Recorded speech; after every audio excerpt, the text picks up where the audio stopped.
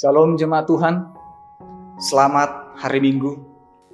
Ini adalah minggu kedua di mana kita beribadah hari Minggu di rumah kita masing-masing.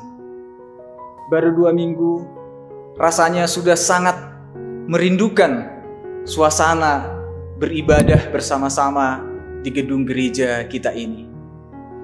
Namun, kita masih harus bersabar demi kebaikan kita semua.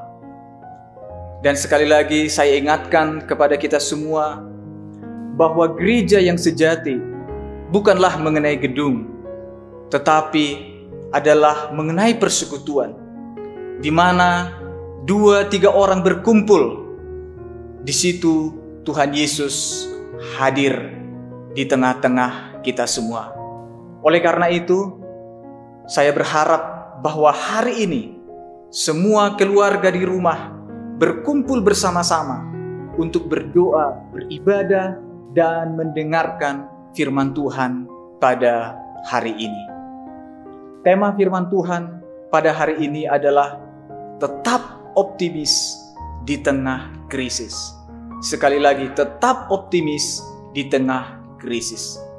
Mari kita membaca satu ayat firman Tuhan, yaitu dari 1 Petrus pasal yang keempat, ayat yang ke-7.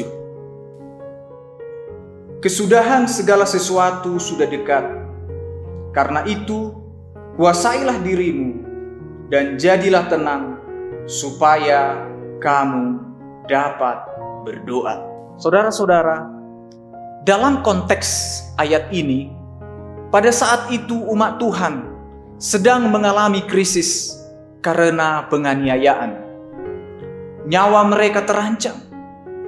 Namun firman Tuhan yang disampaikan oleh Rasul Petrus memberikan kekuatan dan penghiburan kepada mereka supaya mereka optimis di tengah-tengah krisis pada masa itu. Saat ini pun kehidupan kita sedang mengalami krisis. Bukan hanya keluarga kita, bukan hanya diri kita, tetapi seluruh rakyat Indonesia, bahkan seluruh dunia mengalami hal yang sama. Bagaimana supaya kita tetap optimis di tengah-tengah situasi krisis ini? Yang pertama adalah memiliki penguasaan diri. Beberapa tahun yang lalu, saya mengalami musibah di mana tiba-tiba mobil yang saya tumpangi tergelincir ke selokan. Karena sang supir tidak mampu mengendalikan mobil tersebut dengan baik. Akhirnya kami mengalami kecelakaan dan semua penumpang mengalami luka-luka termasuk diri saya. Kita juga adalah seorang supir yang harus mengendalikan diri kita atau menguasai kehidupan kita.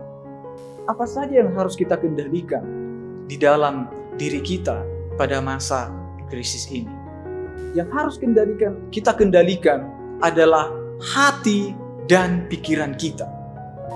Dalam situasi sekarang, bila kita tidak dapat menguasai hati dan pikiran kita, kita bisa mengalami stres, bahkan depresi. Nonton TV, berita corona, buka FB tentang corona, buka WhatsApp, semua sharing tentang corona.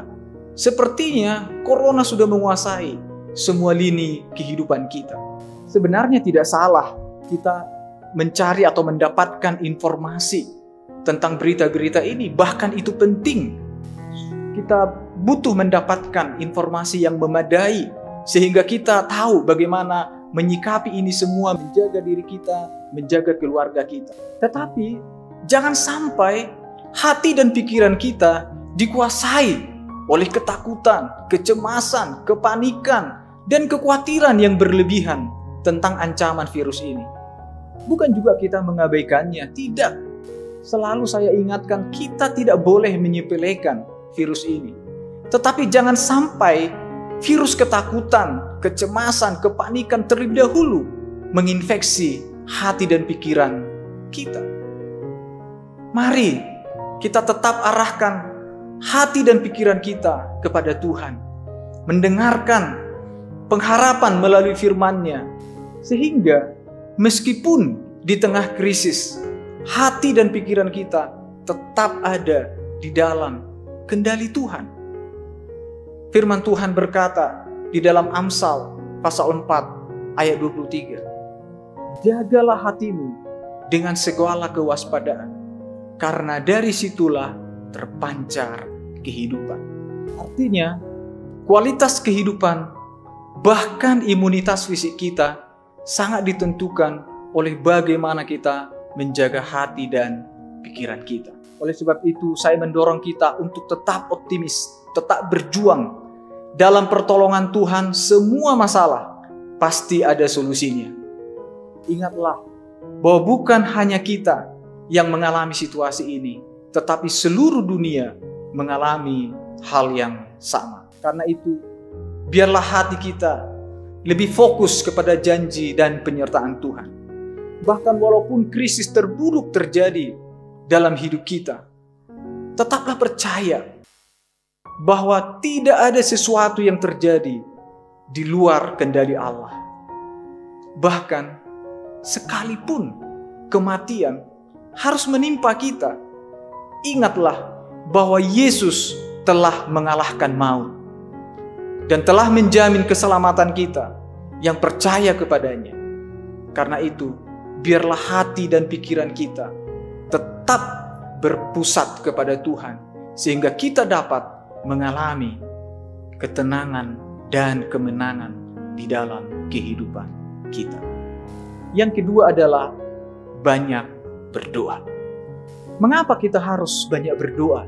Ada banyak hal yang terjadi di luar kekuatan dan kemampuan kita. Namun dalam situasi ini, kita mulai disadarkan bahwa semua yang ada di dunia ini sangatlah terbatas. Bahkan hanya dengan virus yang sangat kecil saja, negara adidaya sekalipun dibuat tak berdaya. Padahal di dunia ini banyak orang pintar, banyak orang cerdas, banyak obat-obatan yang bagus, banyak negara yang kaya raya, makmur. Tetapi melalui situasi ini kita diingatkan bahwa semua itu ada batasnya. Hanya Tuhanlah yang tak terbatas. Oleh karena itu, kita harus banyak berdoa kepadanya, memohon pertolongannya, memohon pengampunannya, memohon anugerahnya. Karena hanya Tuhanlah yang sanggup menolong kita, menolong negara kita, menolong dunia ini dari kekacauan dan semua krisis yang tak terduga ini. Oleh karena itu, saya mengajak semua jemaat untuk tekun berdoa setiap hari. Mulai minggu ini, KSM atau sel grup kita akan tetap berjalan setiap hari Kamis, namun masih tetap dilaksanakan di rumah masing-masing.